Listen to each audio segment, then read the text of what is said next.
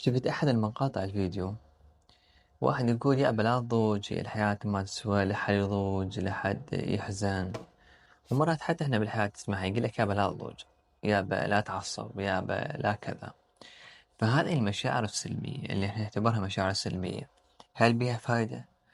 وإذا هي ما بيها فايدة أصلا ليش موجودة بالسيستم مالتنا، بالنظام النفسي موجودة مالتنا؟ ما دام موجودة هي بيها فائدة. بس أنا تقولي دكتور وأنا في واحد طبيب نفسي يقول المشاعر السلبية بيها فائدة، إحنا نريد نتخلص من المشاعر السلبية. المشاعر السلبية بيها فائدة وهي جزء رئيسي من تطور شخصيتنا والنمو مالتنا. فهذه المشاعر السلبية لو عرفنا ننظمها ونتعامل وياها بطريقة صحيحة راح تطور شخصيتنا أكثر. مثلا لو اجينا على مشاعر الغضب راح اختار لكم أسوأ مشاعر سلبية اللي احنا تقريبا نتفق انه هي سيئة. مثل مشاعر الغضب، مشاعر الغضب راح تقول لي مشاعر سلبية، وين الفائدة من مشاعر الغضب؟ مشاعر الغضب هي راح تخليك تدافع عن نفسك، هي راح تخليك ما تستغل من قبل الآخرين، هي راح تخليك ما تظلم من قبل الآخرين. يعني فمشاعر الغضب بيها فايدة. تخيل أنت تعاركت ويا شخص وأنت ما عندك هذا الغضب، هادئ، اي كذا ضحكت لك وانت هادئ، شو الفائدة؟ راح تصير راح تصير بنظر الآخرين إنسان جبان، إنسان خائف كذا. أنت بالشركة مالتك تعرضت للظلم من قبل مديرك أو من قبل أحد الأفراد، وأنت إنسان هادئ ساكت، ما غضبت، ماكو فد شي يحركك، ماكو فد طاقة غضب تحركك حتى تاخذ حقك، ماكو فد طاقة غضب تحركك حتى تدافع عن نفسك.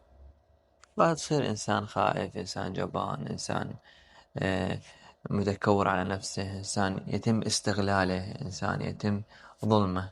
فهاي فائدة الغضب، بس لازم أعرف شلون أستغل هذه المشاعر السلبية. مشاعر الخوف، تخيل إنسان ما يخاف من الأسد، يروح ياكل الأسد. إنسان ما يخاف من يسوق بالسيارة، تنقلب يسوي له حادث، يسوق بسرعة يسوق بطريقة طائشة ويسوي حادث. وهكذا إنسان ما عنده قلق للامتحان، ما يدرس، وإذا عندي امتحان باكر فما يدرس، يرسب، يصير فاشل بالدراسة. فهذه المشاعر السلبية كلها تحت أي مسميات، من الغضب إلى الحزن إلى حتى الحسد، إلى القلق، كلها رغم هي مشاعر سلبية لكن بها جانب إيجابي. هي لها وظيفة تأديها في وقت معين وفي مرحلة معينة. فأنت لازم تعرف هذه المشاعر السلبية يمتى يكون وقتها الصحيح وتستغلها صح، وأنت تكون تتحكم بيها. دائما أقول للمرضى مشاعرك أنت اللي تتحكم بيها، لا تخلي هي المشاعر هي اللي تتحكم بيك، لأن إذا مشاعرك تحكمت بيك بالغالب راح تكون سلوكياتك مخطئة، تكون شخصية مندفعة، تكون شخصية متهورة. فأنت اللي تتحكم مشاعرك، كل ما أنت اللي تتحكم مشاعرك تكون شخصية متزنة أكثر.